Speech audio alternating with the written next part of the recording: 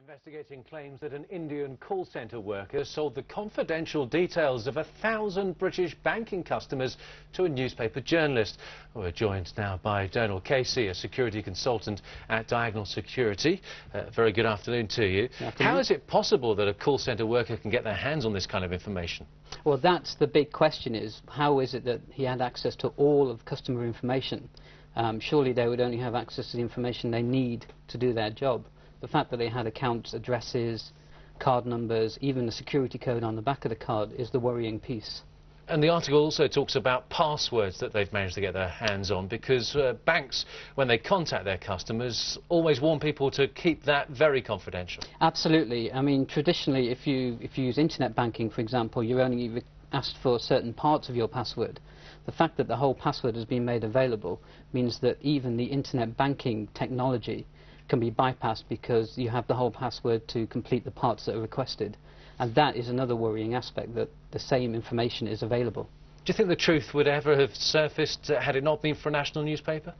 I think it wouldn't have done, because this is obviously worrying for the customers and worrying for the banks. Therefore, I think the banks would have tried to keep it quiet, possibly telling the customers that have been affected. But even then, that would have broken out. So I think it's a better idea that it has broken out, because it allows banks to then increase their security. And people are going to be looking through their account in fine detail now. Absolutely. Because what you're suggesting is this could be something on a much wider scale. Absolutely. I mean, what we would always say is, I mean, I do this myself, is check your bank account to ensure that you know what transactions are in there, and anything that isn't, go and see your bank about it. Is there a simple way of rectifying this to stop this ever happening again? It's not a simple thing, because you're talking about security of data and who has access to data. People need the access in order to confirm details and make sure the right person is calling. But it's only providing the access that is required to that individual and ensuring that no one individual has all the access to everything. What's a safer way of banking? Because it seems in this particular case it's the human element that's uncovered this problem. If it was just purely internet banking, would that be a lot safer, more secure? There's always a human element involved. With internet banking, you are not having to have a human look at your records, but there is a human who's going to be doing the data management, for example, and ensuring that data is clean and correct and up to date. So there will always be a human involved. With internet banking, you don't have a human looking at your record, which may potentially be a safer way of doing it. It's an interesting point that's been made by some, but a lot of people questioning whether India is really a trustworthy place to put call centres for banks.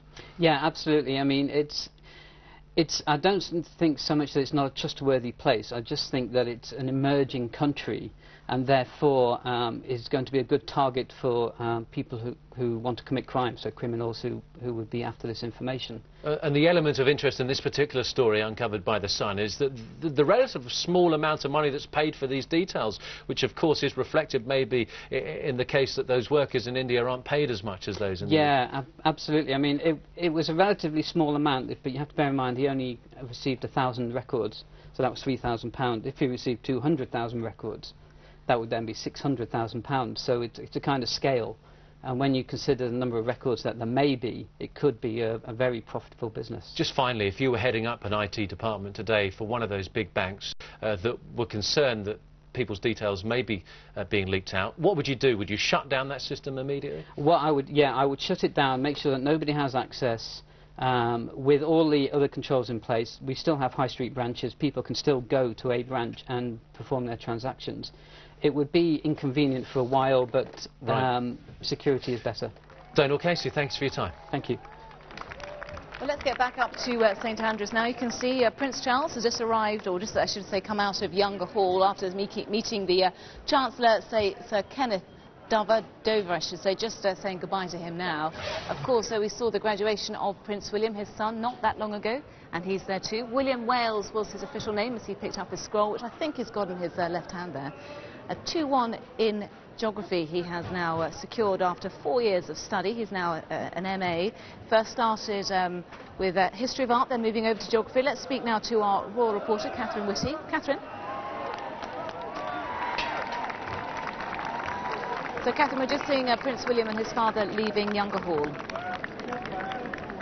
That's right, a big cheer. People have been waiting for hours in the sunshine to see this. You'd think by now the locals of St Andrews would be used to seeing Prince William around, but what they're doing here today, of course, is bidding him farewell. He's been with them for 4 years. There was a huge welcome party when he came up here all those years ago, and now they're saying goodbye. And it's a chance for Prince William to say thank you to everybody. He's shaking their hands. He's had a fantastic time here, saying how much he's enjoyed it and how that's been possible because people have left him alone, not least the press. There's been a St Andrews agreement in place, which means that he's been left alone while he's been studying. There's been the odd glimpse into his life while he's been here, but other than that he's been allowed to lead a normal student life, and he's grateful for that. Now of course we're seeing him leave St Andrews. He's graduated in a ceremony this morning attended by the Queen and the Duke of Edinburgh as well, who left a short time ago. He was very grateful that his grandmother was here because she's been suffering from a bad cold earlier in the week, and wasn't sure whether she was going to make it, but she came up as well. So a big family affair, as it is for all the graduates who've been in the ceremony today, another 259 as well as Prince William, but obviously he's the star of the show.